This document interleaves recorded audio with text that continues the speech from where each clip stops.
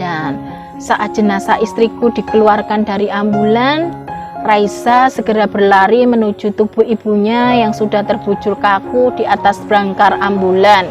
Sambil memeluk erat jenazah ibunya, Raisa berteriak histeris dan menangis sejadi-jadinya.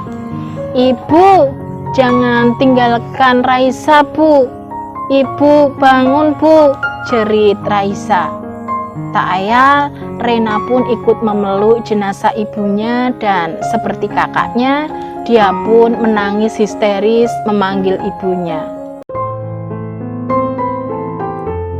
Ya Allah, aku tidak meminta hidup tanpa masalah, karena aku tahu itu tidak akan bisa. Aku hanya meminta hati yang sabar, hidup yang sehat, dan iman yang istiqomah, agar aku bisa kuat dan tabah dalam menjalani kehidupan. Open Diary.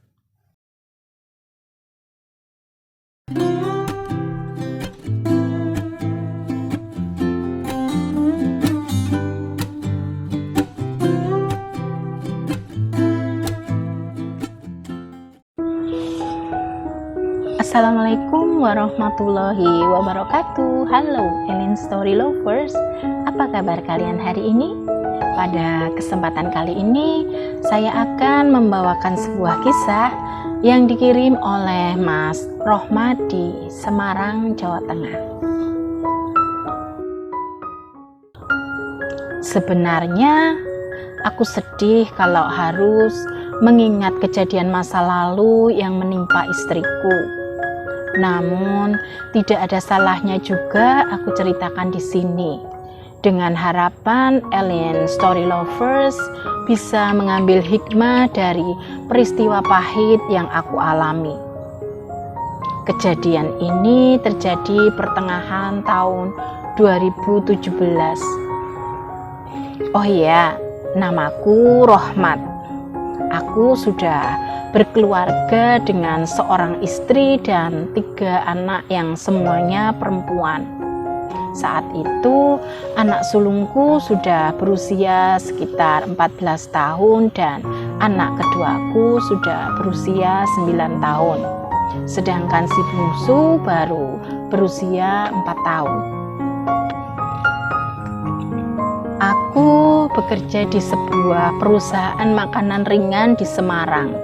Posisiku saat itu menjabat sebagai kepala divisi keuangan. Aku membawahi beberapa karyawan divisi keuangan. Tugasku antara lain memeriksa semua laporan keuangan perusahaan. Aku sangat teliti dalam memeriksa setiap laporan yang masuk, karena jika tidak akan berdampak tidak baik bagi perusahaan.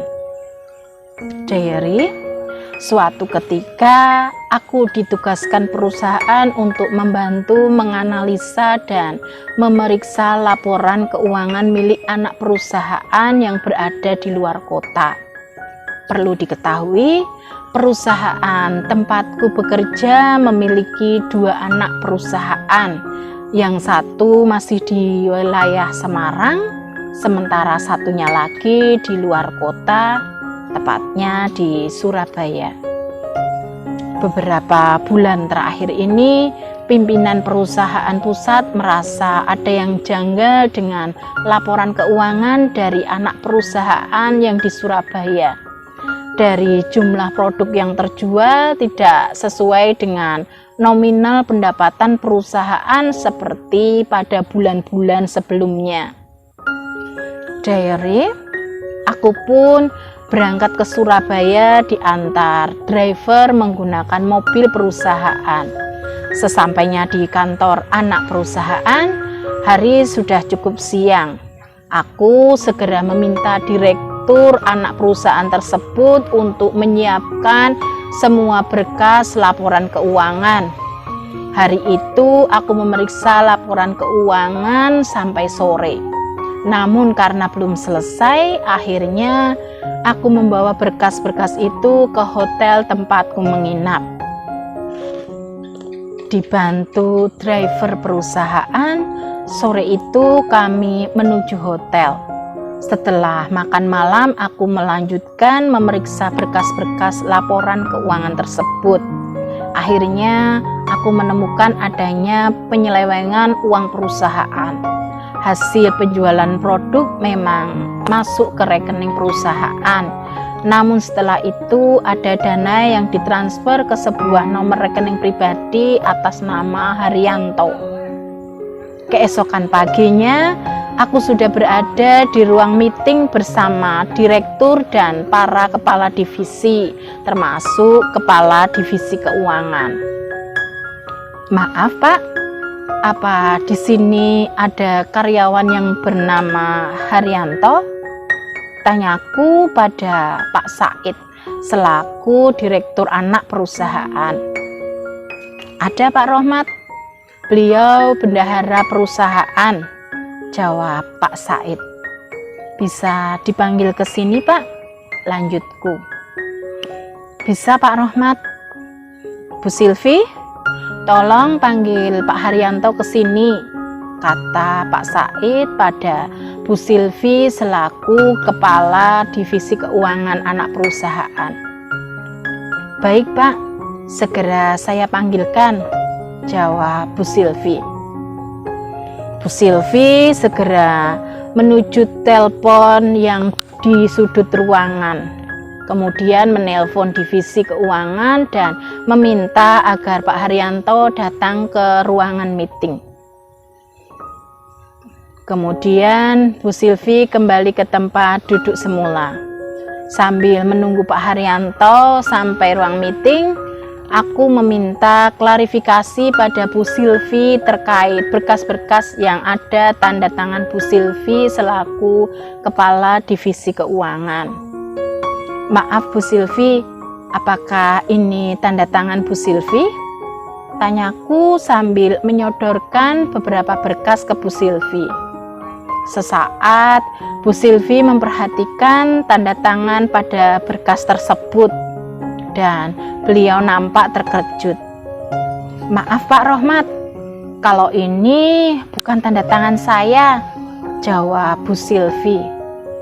Semua yang hadir dalam ruangan tersebut ikut kaget dengan pernyataan Bu Silvi. Berarti benar dugaan saya Pak Said, ada yang memalsu tanda tangan Bu Silvi, kataku. Maksudnya gimana Pak Rohmat? Tanya Pak Said masih belum paham. Jadi ada penyelewengan uang perusahaan untuk keuntungan pribadi dengan memalsu tanda tangan Bu Silvi, jelasku. Akhirnya aku menjelaskan hasil analisaku terhadap laporan keuangan perusahaan, hingga akhirnya menuju pada sebuah transferan sebagian dana perusahaan ke sebuah nomor rekening pribadi atas nama Haryanto, yang tentunya transfer tersebut butuh persetujuan kepala divisi keuangan. Nampak wajah Pak Said berubah ekspresinya.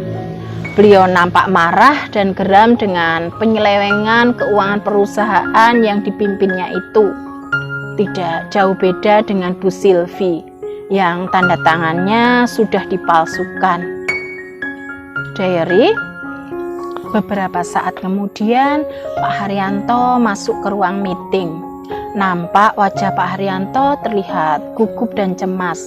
Setelah dipersilahkan duduk, akhirnya Pak Said mulai menanyakan segala hal terkait keuangan perusahaan pada Pak Haryanto yang menjabat sebagai bendahara. Awalnya, Pak Haryanto menjawab semua pertanyaan Pak Said dengan lancar, karena pertanyaan Pak Said masih bersifat umum. Namun setelah menjurus pada pertanyaan terkait adanya pemalsuan tanda tangan Bu Silvi dan juga transfer dana ke sebuah rekening pribadi atas nama Haryanto, Pak Haryanto hanya bisa tertunduk diam dan wajahnya menjadi pucat. Tolong jawab pertanyaan saya Pak, kata Pak Said dengan nada bicara cukup tinggi. Maafkan saya, Pak. Saya khilaf. Saya salah, Pak, jawab Pak Haryanto dengan suara gemetaran. Untuk beberapa saat, semua orang dalam ruang meeting terdiam, hingga akhirnya Pak Rohmat, terkait hukuman terhadap karyawan anak perusahaan, kami akan ikut kebijakan dari pusat, Pak. Menurut Pak Rohmat, sebaiknya bagaimana hukuman yang tepat untuk Pak Haryanto? Tanya Pak Said padaku. Selama ini, aturan yang diterapkan pusat terhadap karyawan yang korupsi adalah selain pengembalian uang yang dikorupsi, juga pemecatan, Pak. Seberapapun nilai uang yang dikorupsinya. Jika yang bersangkutan tidak bisa mengembalikan uang yang sudah dikorupsinya, maka akan ditempuh melalui jalur hukum. Jadi masih cukup manusiawi, Pak, jawabku. Tolong jangan pecat saya, Pak. Saya akan mengembalikan uang yang sudah saya korupsi. Tapi tolong jangan pecat saya, Pak. Saya sedang butuh banyak biaya untuk sekolah keempat anak-anak saya. Tolong saya, Pak Rohmat.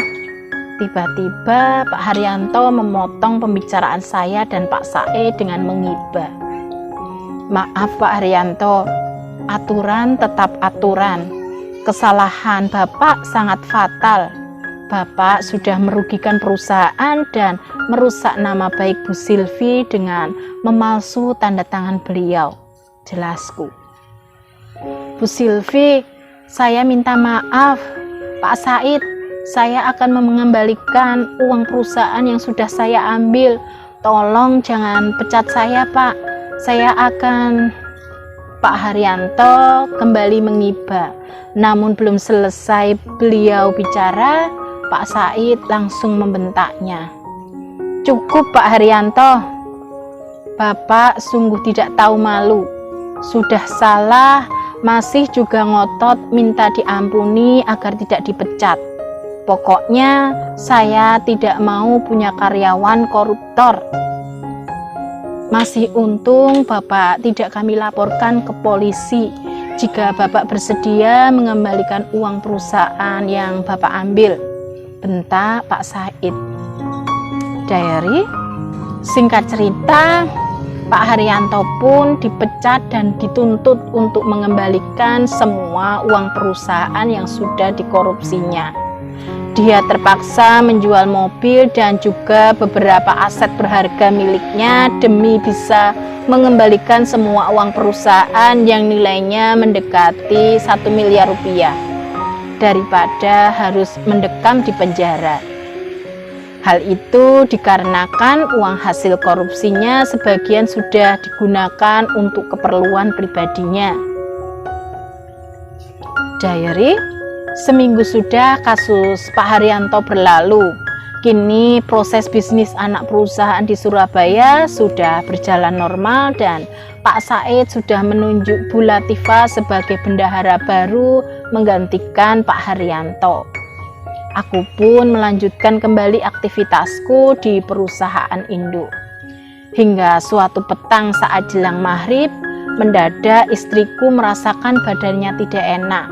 Dia merasa dada sebelah kirinya sakit, jantungnya seperti ada yang menusuk-nusuk, nafasnya sesak dan dia terlihat tersengal-sengal saat bernafas. Aku segera mengeluarkan mobilku dari garasi untuk membawa istriku ke rumah sakit. Aku meminta Raisa, anak sulungku, untuk di rumah saja menjaga adik-adiknya. Sesampainya di rumah sakit, aku langsung menuju IGD dan dibantu beberapa orang tim medis. Kami membawa istriku memasuki salah satu ruang IGD menggunakan brangkar pasien karena istriku sudah tidak sanggup berjalan. Diary, kemudian aku diminta menunggu di luar dan mengurus administrasi selama dokter beserta tim medis sedang menangani istriku. Dengan perasaan cemas, aku menuju meja administrasi untuk pendataan pasien. Setelah selesai, aku masih menunggu hasil pemeriksaan terhadap istriku. Sambil menunggu, aku mengabari Mas Samsul, kakak iparku yang rumahnya masih satu kompleks denganku. Sekitar 20 menit kemudian, seorang dokter keluar dari ruang IGD tempat istriku diperiksa. "Bagaimana keadaan istri saya, Dok?" tanyaku pada dokter dengan rasa khawatir. "Bapak, suami dari pasien atas nama Ibu Lisa?" tanya dokter balik. "Iya, Dok, saya suami Ibu Lisa. Bagaimana dengan istri saya, Dok?"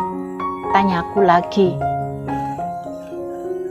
"Begini, Bapak, Ibu Lisa mengalami serangan jantung dan kami sudah berusaha semampu kami. Namun rupanya Tuhan berkehendak lain. Kami harap Bapak tabah dan mengikhlaskan kepergian Ibu Lisa," jawab dokter itu dengan wajah sedih. Diary, bagai tersambar petir di siang hari. Tiba-tiba pandanganku berkunang-kunang dan aku pun tak sadarkan diri. Setelah sadar, aku sudah terbaring di sebuah bed pasien. "Rohmat, kamu sudah sadar?" terdengar suara seorang laki-laki yang tidak asing bagiku. Ternyata benar. Saat aku menoleh ke kiri, aku melihat Mas Samsul dan Mbak Anis istrinya, serta Dani, anak tunggal mereka yang sedang berdiri memperhatikan aku. Aku pun segera bangkit dan duduk di tepi ranjang. "Lisa mana, Mas?" tanyaku pada Mas Samsul. "Sabar, Mat, istighfar, tenangkan dirimu," jawab Mas Samsul. Setelah sedikit tenang, aku diantar Mas Samsul dan istrinya menuju ruang IGD di mana Lista istriku berada. Saat aku masuk ruangan itu, aku melihat tubuh istriku sudah ditutupi kain putih. Aku segera mendekati tubuh itu dan membuka kain penutupnya secara perlahan. Saat wajahnya sudah terlihat, aku pun memeluknya dan menangis sejadi-jadinya. Mas Samsul dan istrinya segera menenangkan diriku. "Istighfar, Rohmat, semua yang hidup pasti akan mengalami mati. Hanya waktunya saja yang kita tidak tahu. Kamu harus tabah dan sabar. Ikhlaskan kepergian Lisa agar dia bisa tenang menghadap Yang Maha Kuasa. Ingat, Rohmat, masih ada anak-anakmu yang butuh perhatian dan bimbinganmu. Jika kamu lemah seperti ini, bagaimana dengan mereka nanti?" Begitu kata Mas Samsul dan Mbak Anis yang tidak henti-hentinya menasehatiku. Diary, akhirnya aku pun berusaha sekuat hatiku untuk mengikhlaskan kepergian Lisa. Benar kata Mas Samsul dan Mbak Anis, masih ada 3 anak-anakku yang butuh perhatian dan bimbinganku. Jika aku lemah, bagaimana dengan masa depan mereka? Sedangkan mereka adalah peninggalan Lisa yang paling berharga bagiku. Akhirnya jenazah Lisa dimandikan oleh pihak rumah sakit sebelum dibawa pulang.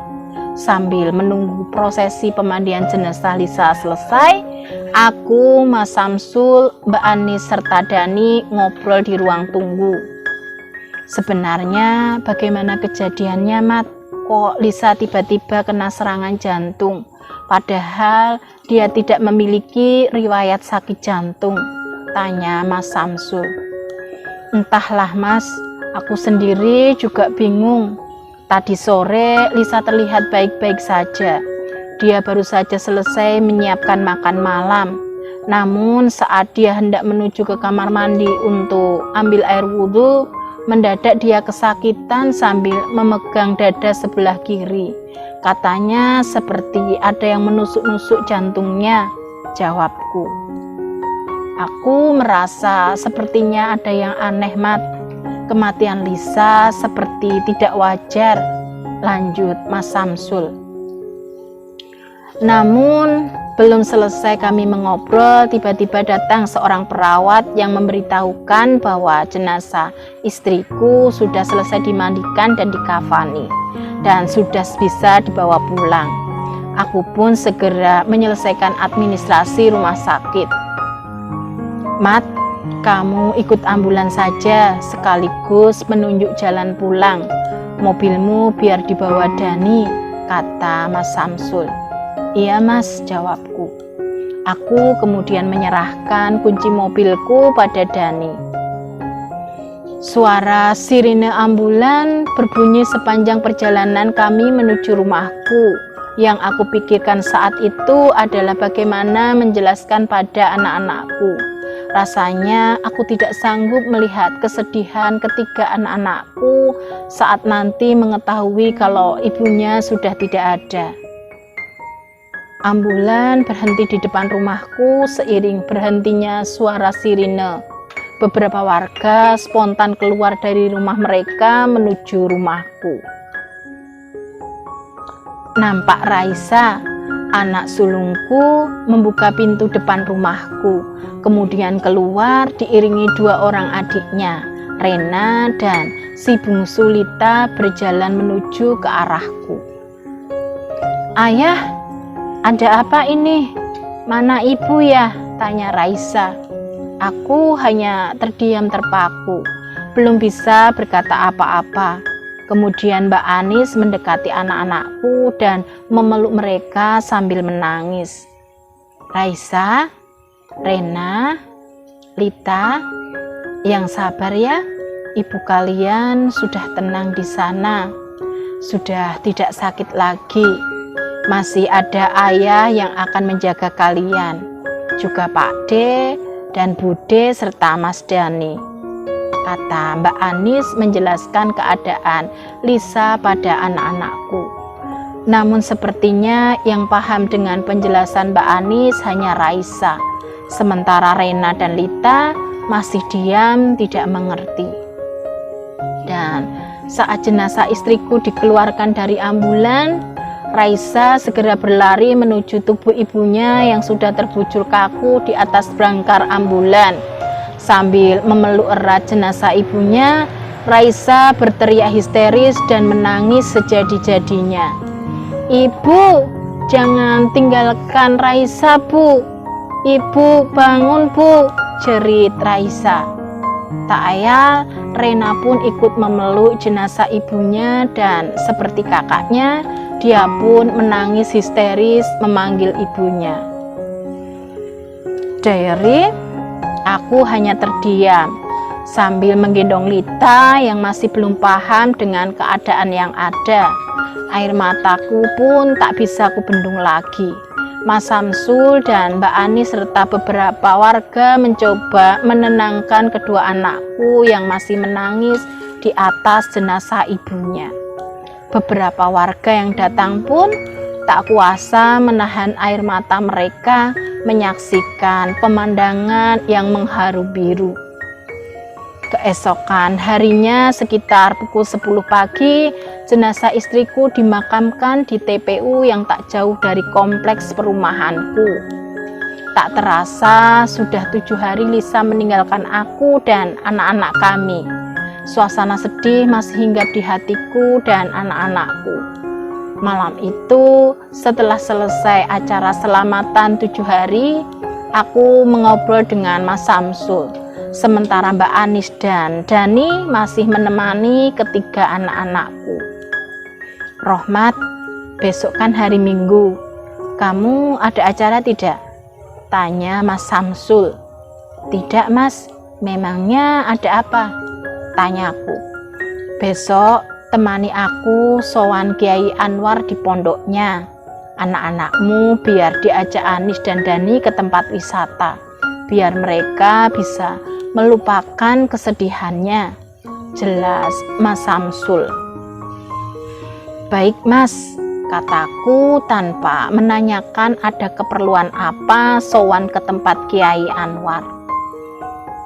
Diary, keesokan harinya sekitar jam 9 pagi, Mas Samsul beserta istri dan anaknya sudah sampai rumahku.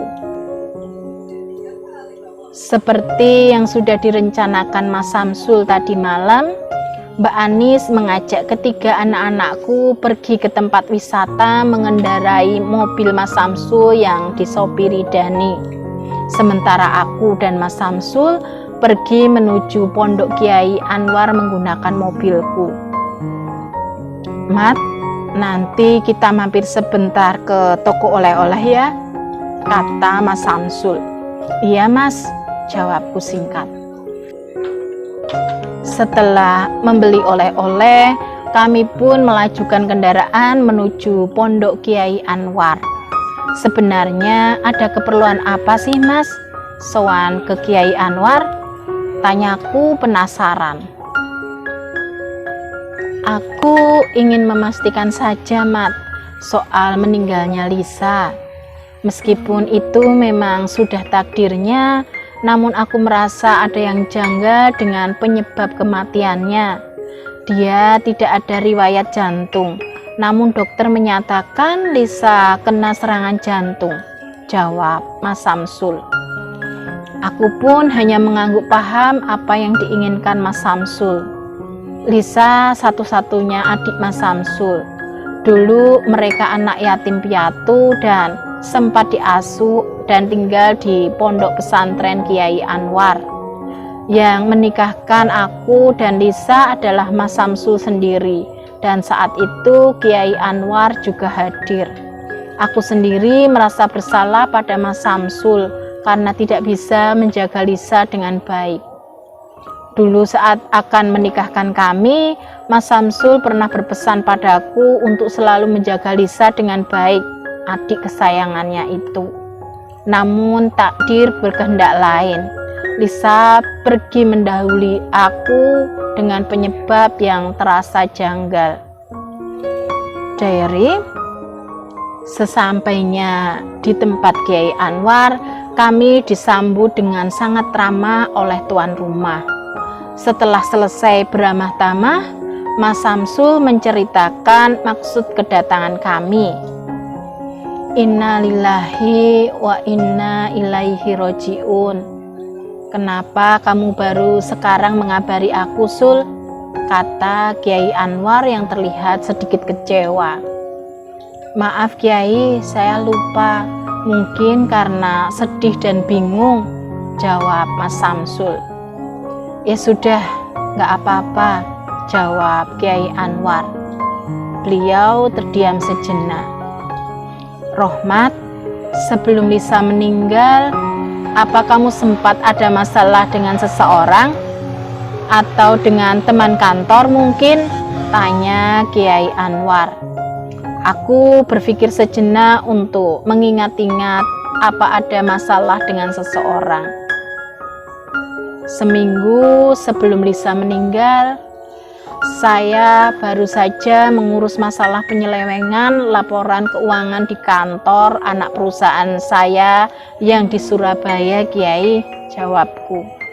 Terus, apakah ada seseorang di sana yang menjadi pihak tersangka? Tanya Kiai Anwar lagi. Iya Kiai, dari hasil analisa dan pemeriksaan laporan keuangan yang saya periksa, saya berhasil menemukan pelakunya, yaitu bendahara perusahaan. Dia sudah terbukti dan mengakui kesalahannya dengan memalsukan tanda tangan kepala divisi, kemudian mentransfer sebagian uang perusahaan ke rekening pribadinya. Namun yang bersangkutan bersedia mengembalikan semua uang perusahaan yang sudah dikorupsinya dan memohon supaya tidak dipecat dengan alasan masih butuh biaya banyak untuk sekolah anak-anaknya. Kataku menjelaskan. Ya, itu dia, kata Kiai Anwar sambil mengangguk-anggukkan kepalanya. Aku dan Mas Samsul malah jadi bingung. Maksud Kiai bagaimana? Tanya Mas Samsul. Lisa terkena ilmu hitam yang sangat kuat. Orang-orang menyebutnya tenung 7 layar. Orang yang terkena ilmu tenung 7 layar biasanya tidak akan bertahan lama. Ada seseorang yang sepertinya sakit hati padamu, Mat. Namun caranya membalas dendam adalah dengan menyakiti dan membunuh orang yang kamu sayangi, yaitu istrimu, jelas Kiai Anwar. Astagfirullah. Lalu apa yang harus kami lakukan, Kiai? Tanya Mas Samsul. Kita serahkan semuanya pada kehendak Allah Subhanahu wa Ta'ala. Mungkin jalan takdir Lisa memang harus seperti itu. Kita harus ikhlas dengan kepergian Lisa dan tidak boleh menyimpan dendam pada siapapun. Insya Allah Lisa meninggal dalam keadaan husnul khotimah. Masalah orang yang menyantet Lisa, biarlah itu menjadi urusan dia dengan Yang Maha Kuasa. Nanti pasti akan ada karmanya. Sebaiknya kita perbanyak amal ibadah kita, perbanyak wirid dan zikir serta sholawat dan berbuat baik pada siapapun, supaya hidup kita berkah dan terhindar dari ilmu-ilmu setan, terang Kiai Anwar. Itulah kisah nyata yang aku alami, yang belum bisa dan mungkin tidak bisa aku lupakan sampai kapanpun.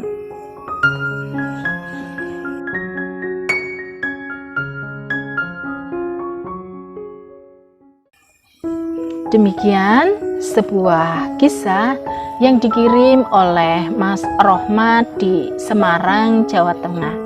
Terima kasih Mas Rohmat yang sudah berkenan membagikan kisahnya di Elin Story.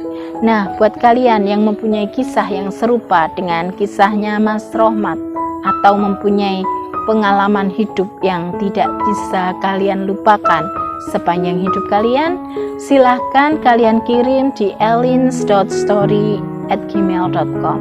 Terima kasih. Wassalamualaikum warahmatullahi wabarakatuh.